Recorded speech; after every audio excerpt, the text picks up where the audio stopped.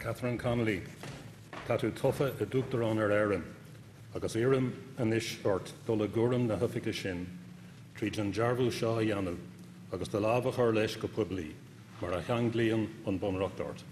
Léifí mé an dearbhú anis agus ní mór duitse é a aithris i mo dhé. Catherine Connolly, you have been elected President of Ireland, and I am asking you now to enter upon that office by making this declaration and by signing it in public as laid down in the Constitution. I will now ask you to repeat this declaration after me. Ilahar Gia na Nilacuacht. Ilahar Gia na Hilachuacht. Táimse Catherine Connolly. Táimse Catherine Connolly. A Yalú agus a Yarvu. A Yalú agus a Yarvu. Go salúnta is go fírinach. Go salúnta is go fírinach. Bheith I mo hacha agus I mo dhíbin. Bheith I mo hacha agus I mo dhíbin. Do bhunreacht Éireann. Do bhunreacht na Éireann. Agus a dlíthe a chíomhnú. Agus a dlíthe a cuimhnú. Mo gulgus a cholínú. Mo gulgus a cholínú. Go dílis chun síosach. Go dílis chun síosach.